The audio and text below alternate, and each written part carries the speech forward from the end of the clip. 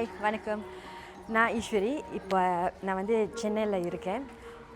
இப்போ பார்த்தீங்கன்னா வாழ்க்கைன்னு சொல்லும்போது I'm very grateful for life. ஆனால் அப்பப்போ சின்ன சின்ன பிரச்சனை வரும்போது நான் ரொம்ப கம்ப்ளைண்ட் பண்ணுவேன், ஏன் இப்படி இருக்குது, ஏன் வாழ்க்கை இவ்வளோ கஷ்டமாக இருக்குன்னு. ஆனால் இன்றைக்கி வந்து அது வந்து டிஃப்ரெண்ட்டாக இருக்க போகுது. இப்போ பார்த்தீங்கன்னா நீங்கள் சுற்றி பார்த்தாலே தெரியும், வழக்கமாக இருக்கிற மாதிரி இல்லை. இங்கே வாழ்க்கை வந்து ரொம்ப வித்தியாசமாக இருக்குது. இந்த மாதிரி ஒரு வாழ்க்கையை வாழ்கிறவங்க கிட்ட தான் இன்றைக்கி நம்ம பேச போகிறோம். செல்வம் அண்ணன் ஒருத்தர் இருக்கார். அவர் வந்து இங்கே வாழ்ந்து இங்கே வேலை பார்க்குறாரு. அவர்கிட்ட பேசி அவரோட வாழ்க்கை இங்கே எப்படி இருக்குது, அவர் பார்க்குற வேலையை நான் பார்க்க போகிறேன். வாழ்க்கை எவ்வளோ வித்தியாசமாக இருக்க போகுதுன்னு நான் உங்களுக்கு காட்ட போகிறேன். I'm going to take you through with me. So வாங்க அவர் போய் பார்க்கலாம். கைமாற்று. 13 நட்சத்திரங்கள், 13 குழுக்கள், ஒரே பாடம். கைமாற்று. men versus life. இவர்களின் உடல் மற்றும் மன வலிமையை புரட்டி போடும் ஒரு ரியாலிட்டி ஷோ. வாழ்க்கையின் கடினத்தை உணர்ந்து கொள்ள துன்புற்றோரின் வாழ்க்கையை வாழ வருகிறார்கள். தாழ்மையை கற்றுக்கொண்டு இந்த பிரபஞ்சத்திற்கு நன்றி கூறுகிறார்கள். பல கதைகள், ஆனால் மறக்க முடியாத ஒரு உண்மை. இக்கரை மாட்டுக்கு அக்கறை பச்சை. இந்த பிரபஞ்சத்திற்கு ஒரு நன்றி. இது கைமாற்று. Men versus life. இன்றைக்கி செல்வம் அண்ணன் தான் என்னோடய குரு. அவர் தான் இன்றைக்கி வந்து எனக்கு வேலையெல்லாம் சொல்லிக் கொடுக்க போகிறாரு. அவரோட வீட்டுக்கு இன்றைக்கி நம்ம போகிறோம். உங்களுக்கு தான் இருப்பார். வாங்க. என் இடமே வந்து ரொம்ப சின்னதாக இருக்குது.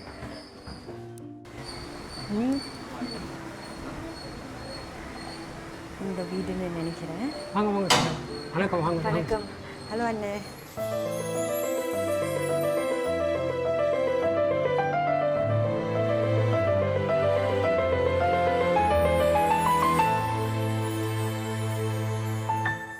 சரி, இப்போ நான் செல்வம் அண்ணோட வீட்டில் இருக்கேன். அவர் தான் இன்றைக்கி என்னோடய குரு. நிறைய வேலை சொல்லிக் கொடுக்க போகிறாரு. முக்கியமாக வாழ்க்கையை பற்றி எனக்கு சொல்லிக் கொடுக்க போகிறாரு. வணக்கம் அண்ணே, எப்படி இருக்கீங்க? நல்லா இருக்கேன். ஈஸ்வரி, என் பேர் ஈஸ்வரி. சரி, ரொம்ப ரொம்ப நன்றி உங்களோட வாழ்க்கையில் எனக்கு ஒரு குட்டி பங்கு கொடுத்ததுக்கு. செல்வம் அண்ணனை பார்க்கும்போது முதல்ல எனக்கு தோணுன விஷயம் என்னன்னா, ஏன்னா இவர் வந்து இவ்வளோ ஒல்லியா இருக்காரு, ரொம்ப சின்னதாக இருந்தார், ரொம்ப ஃப்ரீலாக இருந்தார், பார்க்கவே வந்து ரொம்ப வீக்காக இருந்தார். அது மட்டும் இல்லை, அவர் பார்க்கும்போது ஏன்னு தெரியல, திடீர்னு என்னோட அப்பா ஞாபகம் தான் வந்துச்சு. சரி, நீங்கள் பார்க்குற வேலையை வந்து இன்றைக்கி நான் பார்க்க போகிறேன். என்ன வேலை பார்க்குறீங்கன்னு சொல்கிறீங்களா? கருமலப்பட்டியில் வேலை செய்வாங்க. ஆமரை அடிக்கிறது, இரும்பு ஹீட் பண்ணி அடிக்கிறது. இங்கே தான் மாடிப்பூங்க. என்ன வேலை? அந்த கருமலப்பட்டியில் வேலை செய்வாங்க. என்ன படிச்சுக்கிட்டு இருந்தீங்க? எது 10வது படிச்சிருக்கோம். 10வது முடித்து அதுக்கப்புறம் இந்த வேலைக்கு எங்கள் அப்பா என்னை இட்டு போய் விட்டுட்டார் லீவில். அந்த வேலைக்கு கூட இட்டு போயிட்டு அந்த வேலையை நான் கற்றுக்கிட்டேன். அப்புறமா ஆனால் ஏன் படிப்பு வந்து கண்டினியூ பண்ணல. குடும்பத்தில் சூழ்நிலை கஷ்டம், அதனால் படிப்பை வேற கட்டிட்டு அந்த வேலைக்கு போயிட்டேன். சரி, வேலை பார்க்கும்போது ஏதாவது அடிபட்டுருக்கா? நிறைய அடிபட்டுருக்குங்க. காலெல்லாம் அறுத்துட்டு இருக்கேன். நெருப்பு பட்டு வீக்கமாகிடும். அதை பண்ணலாம். அதை தவிர்த்து ஒரு வாரம் 2 வாரம் வீட்டில் இருந்துட்டு சரியாயிட்டு வேலைக்கு போயிடுவேன். கண்ணுக்கு வந்து ஆப்ரேஷன் இருக்குல்ல, அதுக்கு கண்ணை பற்றி சொல்லுங்களேன். கண் வந்து இந்த நெருப்பு பார்த்து அப்படியே ஒரு மாதிரி புறல் விழுந்துச்சுன்னு சொல்லிட்டாங்க. உடனே கண்ணு 2 கண்ணு பண்ணணுன்னாங்க. அதுக்கப்புறம் இந்த ஒரு கண்ணு பண்ணலாம் இருந்தாலும், அதுக்கப்புறம் இந்த கண்ணு ஒரு 6 மாதத்தில் வந்து பண்ணணுன்னாங்க. சரி, வசதி இல்லை அப்படின்ட்டு பொறுமையாக பண்ணிக்கலான்ட்டு விட்டுட்டு. எத்தனை மாதம் ஆகிட்டு? 10 மாதம் ஆகுது மாதிரி இது பண்ணி. ஒரு நாளைக்கு எவ்வளோ சம்பாதிப்பீங்க? ஒரு நாளைக்கு அப்போதைக்கு சம்பளம் இப்போதைக்கு சம்பளம் வந்து 800 தராங்க. 800னா சிங்கப்பூர் காசு வந்து ஒரு 10 கிட்ட. எவ்ரிடே வேலை, லைக் ஒவ்வொரு நாளும் வேலை பார்ப்பீங்களா இல்லை விட்டு விட்டா? வாரத்தில் 2 நாள் 3 நாள் தான் வேலை. ரொம்ப கஷ்டமாக இருக்கும்ல? ஆமாங்க. ஸோ வேலை பார்க்கணுன்னு யோசிச்சு வேறு வேலை நமக்கு தெரியாது. இதில் தான் கற்றுக்கிட்டேன். வேறு வேலை எதுவும் தெரியாது.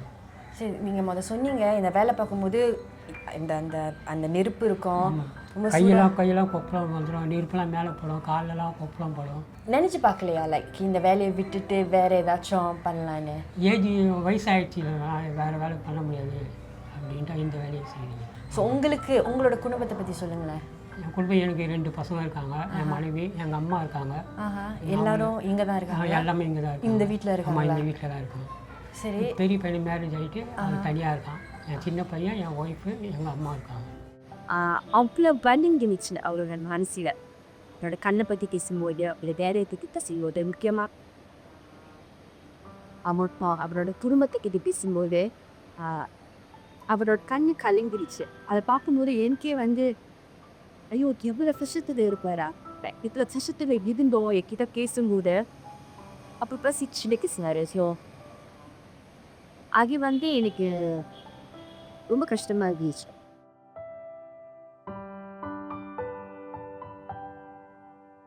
சரி, வீட்டை பார்க்கலாமா? பாருங்க, வீட்டை பார்க்கலாம். ஸோ அவர்கிட்ட பேசின தந்து அவரோட வீட்டில் வந்து ஸ்பீக் ஆகினாரு. இப்போதான் கிடைச்சது அது வந்து வீடுதான், ஆனால் அது வந்து அவ்வளோ சின்னதாக இருந்துச்சு. ஒரு சின்ன ரூம். அப்புறம் நீங்களே பார்த்துருத்தீங்க, நான் செல்வ மாதிரி என்கிட்ட பேசுறது வந்து அந்த லிவிங் ரூம். ஆனால் அந்த லிவிங் ரூம்னே வந்து ஒரு மெத்தா இருந்துச்சு. பக்கத்தில் வந்து ஒரு சின்ன பிடிக்கி, அந்த லிவிங் பக்கத்தில் இன்னொரு ரூம், ரொம்ப சின்ன ஒரு கிச்சன். அதுதான் அவங்களோட வீடு. அவங்க தான் வந்து 4 பேர், சிவமண்ணன், அவங்களோட மனைவி, அவங்களோட பையன், அவங்களோட அம்மா, எல்லாரும் அந்த சின்ன 4 பேரும் காமிறாங்க.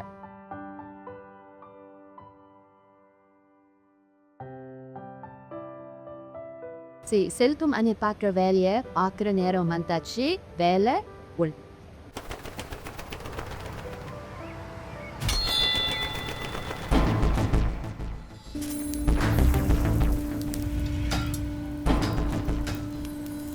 ஸோ அண்ணே, ஸோ இங்கே தான் நீங்கள் வேலை பார்த்தீங்களா? இந்த சூட்டில் தூசியா அண்ணல் அடிக்கிற? ஆமாம், அடிக்கும். எத்தனை மணிக்கு ஆரம்பிப்பீங்க வேலை? 7:30 மணிக்கு ஆரம்பிக்கும். 7:30 மணிக்கு ஆரம்பிச்சு 2 மணிக்கு. 2 மணிக்கு. ஸோ தினமும் இதே வேலை தான். ஸோ இந்த மாதிரி எடுத்து அங்கே போச்சு அதை அழிக்கணும். எத்தனை பண்ணுவீங்க ஒரு நாளைக்கு? ஒரு நாளைக்கு 100 நம்பர். சரி, எப்படி பண்ணுறது காட்டுங்க. நாங்கள் உட்கார்றது அந்த அண்ணல் அப்படி இட்ஸ் ஸோ ஹாட்.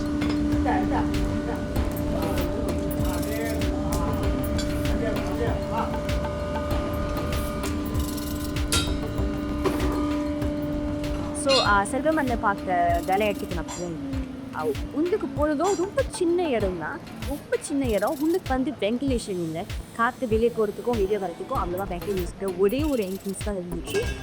இருட்டாக இருக்கும், அது கொஞ்சம் பயங்கரமாக தான் இருந்துச்சு. பிகாஸ் இருட்டில் எப்படி வேலை பார்ப்பாங்க? கிடைக்கிற ஒரு சன்லைட் மாதிரி, கிடைக்கிற லைட் வந்து சன்லைட் மட்டும்தான்.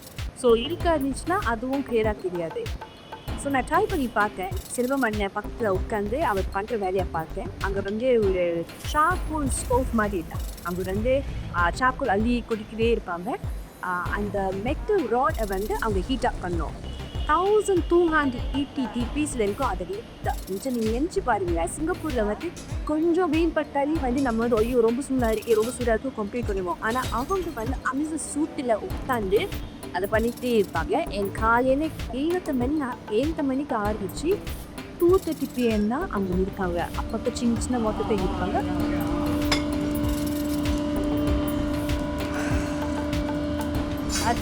அது செய்கிற அண்ணா நீங்கள் எடுத்துருங்கண்ணே. ஓ, கண்டினியூ பண்ணிகிட்டே இருக்காங்க. ஸோ நான் வந்து ட்ரை பண்ணி பார்த்தேன். முன்னுக்கு உட்காந்தேன். ஒரு 10 minutesலேயே வந்து எனக்கு வேர்க்கிறதுக்கு ஆரம்பிச்சுட்டு அவ்வளோ சூடாக இருந்துச்சு. அந்த அண்ணன் அடிக்க எனக்கு வந்து மயக்கம் வர மாதிரி இருந்தது. அவ்வளோ சூடாக இருக்கு. அங்கே வந்து ஒரு ஃபேன் இருக்கும். அந்த ஃபேனை ஆஃப் பண்ணி ஆன் பண்ணனா அந்த சார்கோலுக்கு வந்து அந்த ஃபயரை கொடுத்து அது வந்து இன்னும் வந்து அதிக ஹீட் இருக்கும். அது வேற என்ன பார்த்தீங்கன்னா, சார்கோல் ஆட் பண்ண சார்கோல் தெறிக்க ஆரம்பிச்சுட்டு, தெறிக்க ஸ்கின் எல்லாம் பட ஆரம்பிச்சுட்டு. ஸோ எனக்கு வந்து வலிச்சுது. எனக்கு இங்கே பட்டுச்சுன்னு நினைக்கிறேன். அது மட்டும் இல்லாமல் சார்கோல் அந்த அணில் அடிக்கிறது அந்த புகை எல்லாமே வந்து smoke which is really not ideal. You need to breathe in and air. So அது வந்து என்னோட I can feel my tightness in my chest, but நான் வந்து ஒரு ஒரு ஒரு 30 நிமிஷம் தான் பண்ணியிருப்பேன். ஆனா இவங்க எல்லாம் வந்து ஆல்மோஸ்ட் அங்கேயே உட்காந்து இந்த வேலையை பார்க்குறாங்க. ஸோ அந்த சூட்டு வந்து நல்ல முடியல. அது மட்டும் இல்லை, ஸோ நான் அந்த சூட்டில் உட்காரும்போது எனக்கு ஒரு விஷயம் தான் தோணுச்சு. எல்லாரும் வேலை பார்க்கணும், எல்லாருக்கும் வந்து வேலை இருக்கும். எல்லா வேலையிலையும் ஏதாவது ஒரு கஷ்டம் இருக்கும். ஆனா அவங்க பார்க்குற வேலை கஷ்டம்தான். ஆனா அதையும் தாண்டி அவங்களோட வாழ்க்கையை பற்றி யோசிக்கும் போது அதுதான் உண்மையான கஷ்டம். அவங்க அவங்க என்ன பூர்த்தி பண்றாங்க, அவங்க என்னதான் பண்ணி அவங்களோட வாழ்க்கைய வாழ்க்கைனா எவ்வளவு கஷ்டமா இருக்கு அவங்களுக்கு. அதுதான் வந்து நான் உணர ஆரம்பிச்சேன். வேலைன்னா எல்லாரும் பார்த்துடலாம், ஒரு நாளைக்கு 2 நாளைக்கு அவங்க வேலையை பார்த்துடலாம். ஆனா அந்த வாழ்க்கைய வாழ்வில்லை. அந்த வாழ்க்கைய வாழ்வுக்கு ஒரு தனி ஆட்டிடியூட் வேணும், ஸ்ட்ரென்த் வேணும், டிட்டர்மினேஷன் வேணும். அது வந்து எல்லாராலும் முடியாது. அப்பதான் நான் ஒரு விஷயம் கத்துக்கிட்டேன்.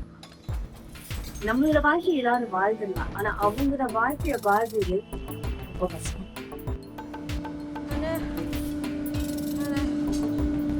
என்னால முடியல. It's too hot. கைமாற்று men versus life. கைமாற்று men versus life. எப்படின்னா, நான் சும்மா ஒரு 40 நிமிஷம் அந்த நெருப்பு முன்னாடி உட்காந்தேன். அதுக்கே கையெல்லாம் எப்படி இருக்கு, இங்கே வலிக்குது. நெருப்பு மட்டும் இல்லை, அந்த அந்த ராட் எல்லாமே அவ்வளோ கனமாக இருக்குது. நீங்கள் வந்து 45 வருஷமாக பண்ணிக்கிட்டு இருக்கீங்க. எப்படி ஆரம்பத்தில் பண்ணும்போது கஷ்டமாக இருந்துச்சா? நீங்கள் அசால்ட்டாக பண்ணுறீங்க, போக பழகிடும். ஆனால் நீங்கள் இது பண்ணி தான் இந்த கையெல்லாம் வந்து, ஸோ இந்த கையெல்லாம் பார்த்தீங்கன்னா இங்கே இந்த காப்பு காய்ச்சிருக்கு. ஸோ வேலை முடிஞ்சு வீட்டுக்கு போனோடனே உடம்புலாம் வலிக்குமே. குளிச்சுட்டு படுத்துருவேன், சாப்பிட்டு படுத்துருவேன். ஸோ எத்தனை மணிக்கு ஆரம்பிப்பீங்க வேலை? 7:30 மணிக்கு ஆரம்பிப்போம். 7:30 மணிக்கு ஆரம்பித்து 2 மணிக்கு முடியும். ஸோ எத்தனை செய்வீங்க அந்த இப்போ செய்கிறீங்களா? 100 நம்பர் செய்வோம். 100 நம்பர். ஸோ இப்போ நீங்கள் செஞ்சது வந்து சும்மா ஒரு பகுதி மட்டும் தானே? அந்த அந்த அந்த இந்த ராடை வந்து அந்த மெட்டலை வந்து சூடாக்கணும். அதை ஹீட் பண்ண பிறகு அதை போய் அந்த அந்த பெரிய ஹேமரை வச்சு அதை தட்டி அந்த வந்து ரவுண்ட் ஆக்கணும். இந்த மாதிரி 100 வாட்டி செய்யணும் நீங்கள். ஸோ மறுபடியும் காலையில் எழுந்திரிச்சு இதை பண்ணுவீங்க. ஸோ இதெல்லாம் முடித்த உடனே வீட்டுக்கு போய் தூங்கிடுவீங்க. ஸோ எவ்ரிடே நீங்கள் தான் பண்ணுறீங்க. லைக் வலி ஒரு பக்கம் கஷ்டமாக இருக்காது, உடம்பு வலிக்கும். என்ன தோணும் அந்த மாதிரி பண்ணும்போது? என்ன பண்ண, நம்ம தலைவிதி ஆட்டம் நினைச்சிட்டு கஷ்டப்படுறோம்.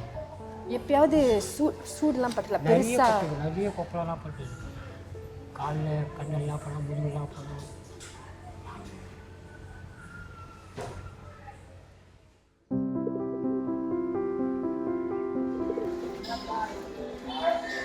சரி, செல்வம் அந்த வீட்டுக்கு போனப்ப எனக்கு வந்து I was pleasantly surprise because Lalitha ஆட்டி வந்து எல்லாருக்கும் சமைச்சிருக்காங்க. எனக்கு மட்டும் இல்லை, என் கூட வந்து என்னோட டைரக்டர் இந்த நெக்ஸ்ட் குரூக்கே வந்து சமைச்சு வச்சுருக்காங்க.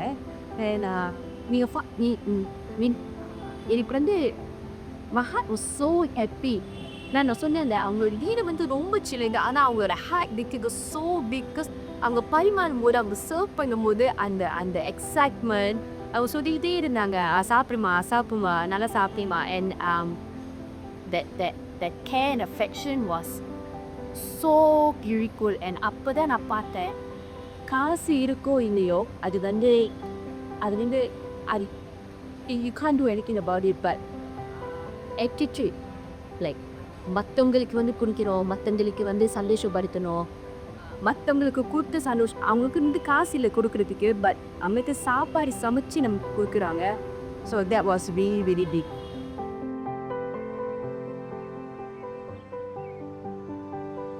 மறுபடியும் வேலைக்கு போகிற நேரம் வந்தாச்சு. மறுபடியும் ஃபேக்ட்ரிக்கு வந்துட்டோம். இப்போ தான் இந்த வேலையோட ரொம்ப ரொம்ப கஷ்டமான பகுதியை செய்ய போகிறோம். அதாவது அந்த அயர்ன் ராட் இருக்குல்ல, அதை வந்து நம்ம எடுத்து அதை சூடாக்கி அதை வந்து வளைச்சி வட்டமாக வந்து நம்ம செய்ய போகிறோம். பார்க்கவே ரொம்ப கஷ்டமாக இருக்குது. ரெண்டாவது வேலை அது வந்து ஃபிசிக்கலி ரொம்ப ஸ்ட்ரெயினிங்காக இருக்குது.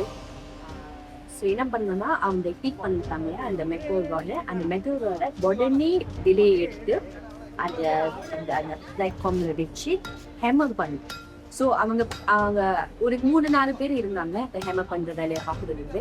அது வந்து ரொம்ப சீக்கிரமாக செய்யணும். பிகாஸ் அந்த ஹீட்லேயே வந்து எல்லாத்தையும் செஞ்சிடணும். நீங்கள் வந்து டைம் மேக் பண்ணீங்கன்னா அது வந்து வேலைக்கு ஆகாது. ஸோ நான் பார்க்கும்போதே வந்து எனக்கு கொஞ்சம் பயமாக இருந்துச்சு. ஏன்னா ஹேமர்லாம் இவ்வளோ பெருசாக இருந்துச்சு. நான் ஜிம்முக்கு போவேன். ஸோ எனக்கு கொஞ்சம் கான்ஃபிடென்ஸ் இருந்துச்சு, தூக்கிடலாம் பண்ணிடலாம்.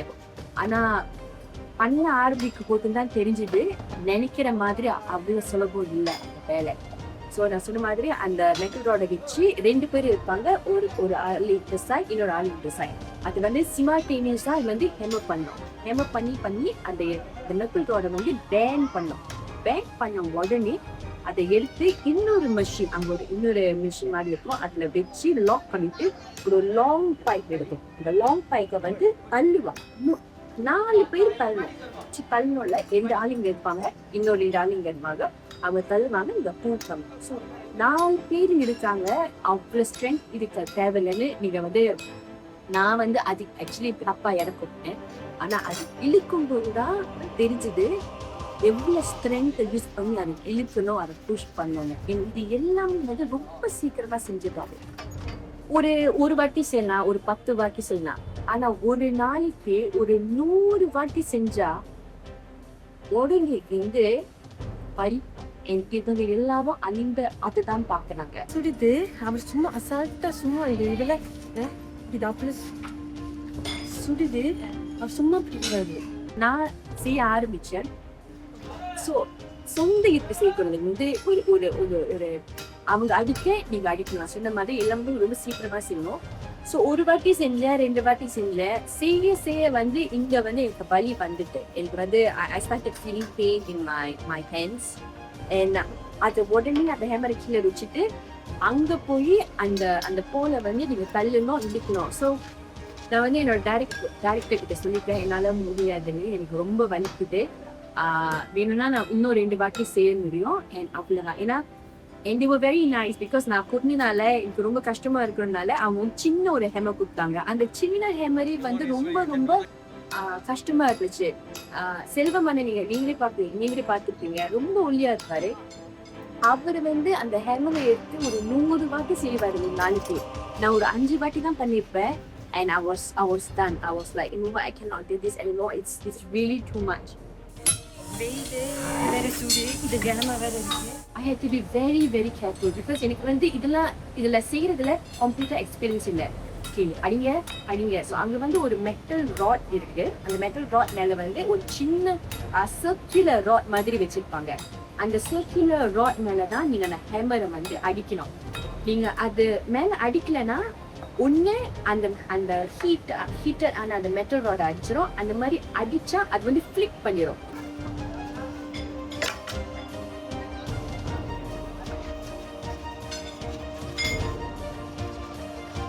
It was literally mentally and physically exhausting. Yeah. I'm done. I can feel pain here. அடிச்சு இப்போ வந்து அந்த செஞ்ச அந்த மெட்டல் ராட் எல்லாமே வந்து ஆறுல பிறகு நான் வந்து அந்த பிளாஸ்டிக் போட்டுட்டேன். எனக்கு ஏன்னு தெரியல, மறுபடியும் லலிதா ஆண்டியை பார்த்து பேசணும்னு மனுஷ தோணிக்கிட்டே இருந்துச்சு. அதனால இப்ப லலிதா ஆண்டியை நம்ம பார்க்கணும். கைமாற்று, men versus life. கைமாற்று, men versus life.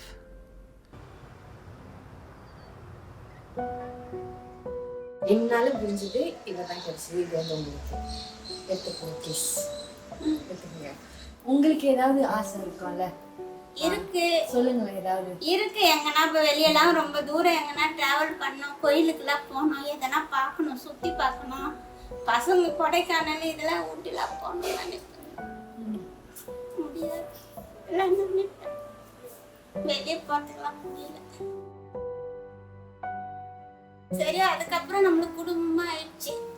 இருக்கிற வரல இருப்போம்னு சொல்லிட்டு அப்படியே வாழ்க்கை ஆனால் இது வரைக்கும் நீங்கள் சொன்னதுல எனக்கு ஒன்று மட்டும் நல்லா தெரியுது. இவ்வளோ கஷ்டத்தில் இருந்தோம், நீங்கள் பேசும்போது சிரிச்சுக்கிட்டே பேசுறீங்க. எனக்கு ரொம்ப பிடிச்சிருக்கு. அது மட்டும் இல்லை, நீங்கள் சொன்ன மாதிரி இங்கே போனோம் அங்கே போனோம், ஆனால் அதெல்லாம் கிடைக்கலன்னு நீங்கள் நினைக்கிறீங்க. ஆனால் இருக்கிறத வச்சு சந்தோஷமா இருந்துக்கலாம். அவ்வளவுதான். நம்மளுக்கு பசங்க ஆயிடுச்சு, வீட்டுக்கார ஆயிடுச்சு. எனக்கும் 50 வயசுக்கு மேல ஆயிப்போச்சு. நானும் 28 வருஷமா குடும்பம் பண்ணிட்டு அவர் கூட கஷ்டத்தடி. இதுக்கு மேல என்ன கஷ்டம் இருக்குது?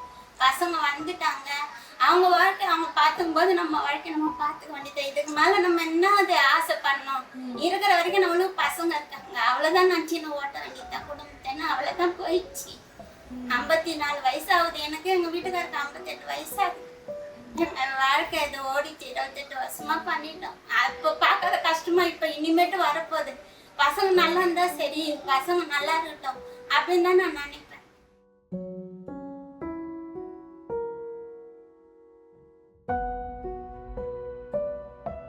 நீங்க அதை பத்தி கவலைப்பட தேவையே இல்லை. எங்களால முடிஞ்சது, என்னால நம்ம சேனல்னால முடிஞ்சது, இது உங்களுக்கு நம்ம கொடுக்கணும். சரியா? கவலைப்படாதீங்க, இனிமே எல்லாமே நல்லதுக்கே நடக்கும்.